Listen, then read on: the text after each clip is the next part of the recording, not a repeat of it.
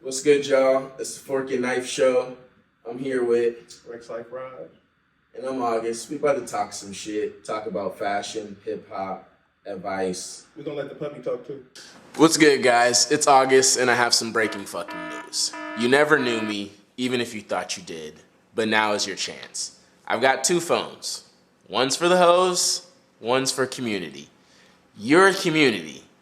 You're not a hoe.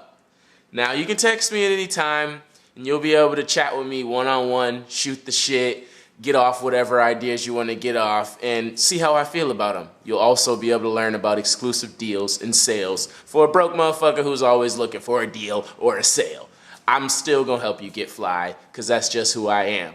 I'm a good guy. Now, we got Benzino versus Eminem. Young Miami, JT. Drake against the whole world. Mike Tyson versus Jake Paul. What the fuck is going on? It's a lot of shit going on in the world, man. And with all that being said, the shit that bothers me the most on some real like rapper shit from the bottom of my heart, like when I think about what you're talking about, is the city girls, bro, going outside. Bro, the city girls? Bro, take anybody but the city girls. Niggas on the internet talking about Drake and Kendrick. Like, fuck that. The city girls is going at it, bro. Like, I hit JT in a DM. I'm like, bro, you gotta chill out. There's too much shit going on in the world. She never responded, but I know she's seen it. Because an hour later, she pieced it up and I'm like, hey, back. It's way too much going on. There's too much going on in the world. To be also adding to it. I went on a rant about the Mike Tyson, Jake Paul shit. Because when that shit happened and Jake Paul knocked out Mike Tyson, it's over with for the black community. We're done, bro. We're done as a people. When Mike Tyson hit the campus, sweat beads dripping off his head, blood coming out his nose, Jake Paul standing over him like this, hoorah, hoorah. Bro, I'm socking the TV out, bro. I'm not taking this shit no more, bro. Hey, somebody got to make a stand for hip-hop. Some funny-ass shit when I was younger.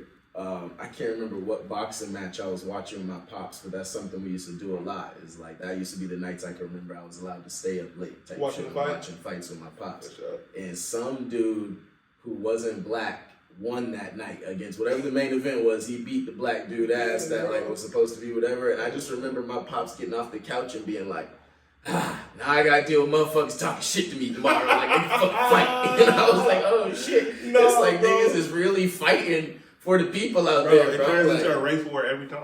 You thought it wasn't a race war, especially if it was a white nigga versus a black nigga. It's a race war. It's a race war. In every capacity, if it's a white man versus a black man, I don't give a fuck. It's a race war, nigga. Give a fuck. I'm with this black power shit. I need Mike Tyson to stand up for the people. Bro, he's 63 with bad knees. Good luck. It's gonna be tough for him, bro. I seen him running yesterday on this little Twitter clip. Bro can't even lift up his knees. It's over. He finna get rocked first round, unfortunately. Oh, shit. All right, so Rick Ross said Drake got a BBL on his face. That's crazy. Is that facts or fiction? Oh no, I don't be looking at men like that. I can't tell you what a nigga got in his Who body. knows? You know, I don't put shit past. In 2024, bro, I don't put shit past nobody. He might not. That's none of my business. That's what That's his nose to have. Yeah, that's his. Whatever he want to do with his millions of dollars, that's on him. However he want to smell things. Yeah, 100%. The percentage, he want to smell percentage of oxygen he wants flowing through his nostrils. And then name one mixtape that should stay in the past. Damn, that's crazy. One fashion trend I think is staying in the past, probably skinny jeans. It's kind of crazy. Skinny jeans are wild. Also, especially on big niggas. You remember big niggas were trying to wear skinny jeans? Crazy. Big niggas, skinny jeans, and Chelsea boots. Yeah, bro. And beards. And beards. That nigga shiny ass beards. That nigga still exists. With the sheen in his beard, bro. Yeah, I think we should leave that. A mixtape that we should leave in the past? Damn, that's a good question. Oh, no, bro. I have to think about that. It's crazy. Anything from Macklemore, I guess. I don't know. Yeah. That's the kind of shit. Anything in that bag. Anything in the Logic, all that kind of shit. Leave those in the past. I just thought of this randomly because I know you represent for the Bay, and I love this woman. Where's Krayshawn? She all over the world, man. Last time I seen Krayshawn, no bullshit. I think she was in like Japan. Krayshawn a legend, bro. She's a fucking legend for real. Ain't no telling where is Krayshawn. Put that hashtag, where's Krayshawn. Literally. Somebody will find it. Sometimes I'll run it across, come across my YouTube, some Krayshawn, and I'm just like, damn, it's crazy how much I rocked with her in the past, and also how I feel like her music still like can exist. She was ahead of her time, and she shot a grip of them Lil B videos, like a Martian, all that kind of shit. Like she shot a lot of that shit, bro. She was really her, Lil Debbie, White Girl Mob. That was all like a little ahead of their time. It's crazy. That shit's cool.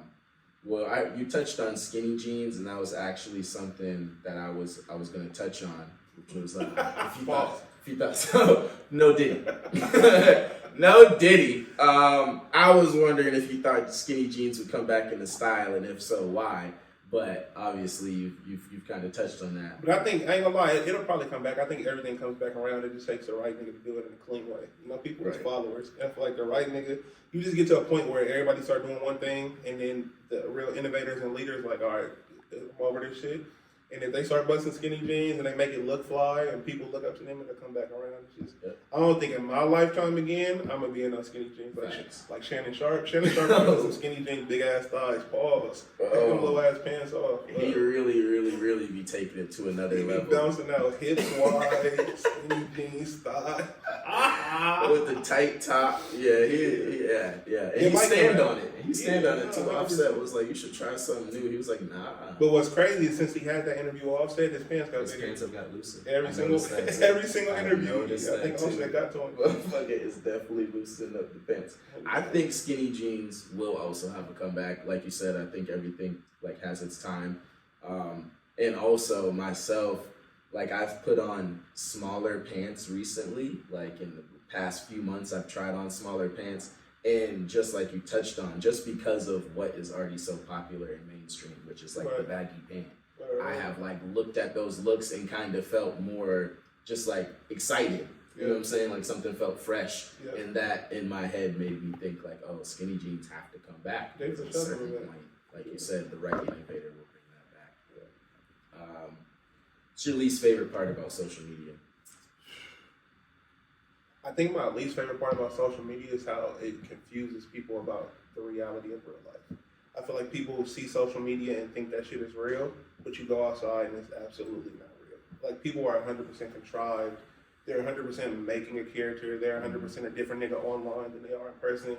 They're fabricated. You could buy followers. You could buy comments. You could buy YouTube. You could every numerical metric you could buy. And people will look at that and think, oh, this nigga's popping. And then you see him in person, he's broke, he's living with 3 niggas, he's driving the old school, the Honda's crazy, like you can't tell, you know what I'm saying? But people get confused. But the real problem is they start to question themselves because of what they see.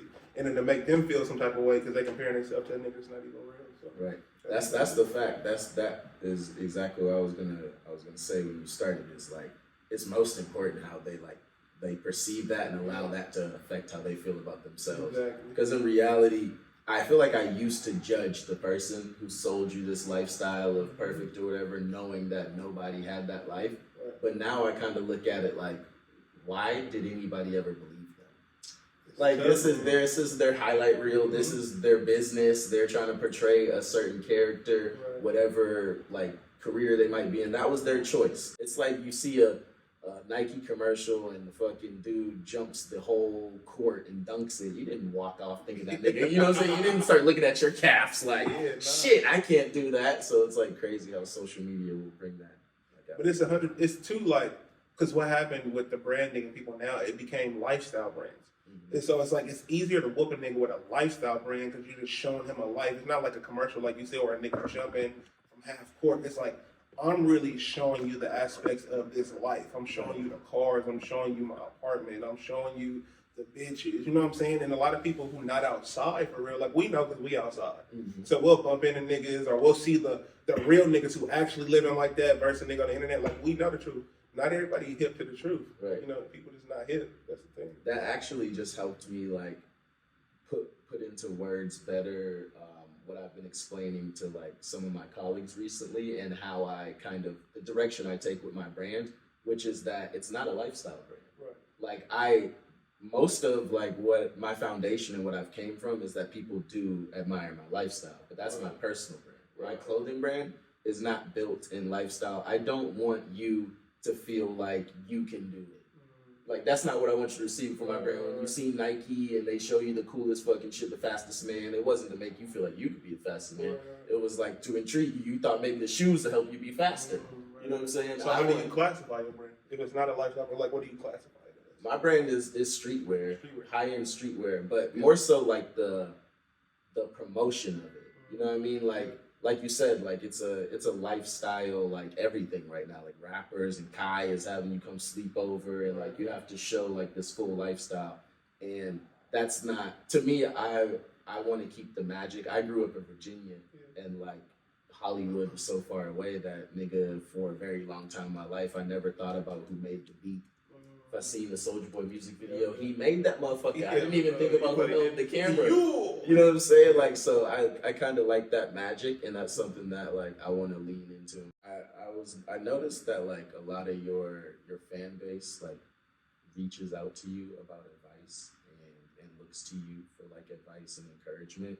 How did you create that, or like how is that's something important to you? Obviously, I think people just like hear my vulnerability and they see me online and they perceive it as like resilience and me being strong and tough. And you know, people going through their own shit, so they be trying to figure out their life, and they live vicariously through the music. But not only vicariously through the music, they live vicariously through the artist and that human. So you know, they try to get some game from me and all that kind of shit. So I think that's what it is. I think that's my final question, honestly, unless you got anything off the top of your head, Amir. But if rappers were hats, who would be a dad hat? Who would be a trucker hat? And who would be a fitted? Damn, dude, that's a good ass question. Who would be a dad hat? Who would be a dad hat? First one. I think I would be a dad hat, 100%. If I'll for sure be a dad hat, real father figure shit. You know, I got the whole series of me giving game. Trucker hat. What's the other options? Trucker hat and fitted hat. Damn, I can't even think right now. Who the fuck would be a trucker hat? Golly. I don't know if he gets to be classified as like rapper. This might be a simple one, but I'm going Post Malone. Oh yeah, for sure. He's a trucker hat. He's a trucker hat. He's a trucker hat, for sure. I feel like Wiz Khalifa almost used to be a trucker hat too. Yeah. When I think fitted hat, the first thing to come is Chance, because he had the fitted hat with 3 of them. Oh no, dude, that's a good question. I'll have to ponder on that. Let me think about that. Then drop it in the comments. I think for me, dad hat, Eminem. Why? Because now every time he drops some music, I feel like it's my dad. You know what I'm saying? He won't let go of the past.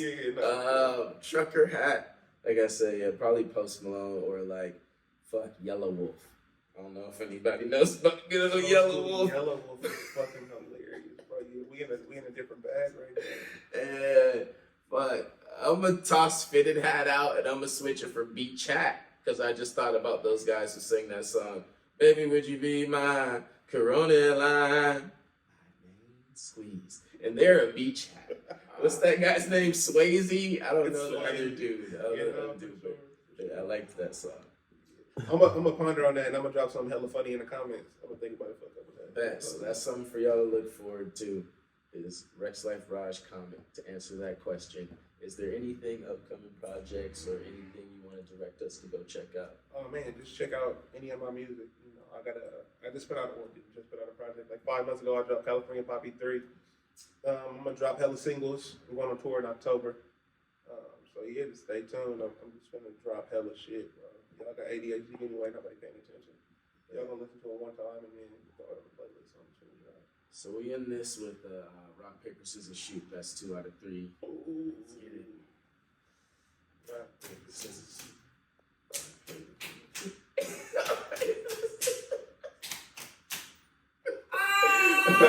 We got one more. Rock, paper, scissors, shoot. Fuck yes, I'm not gonna lie, I'm undefeated right now. I didn't want to say that before we were playing because I would change myself, but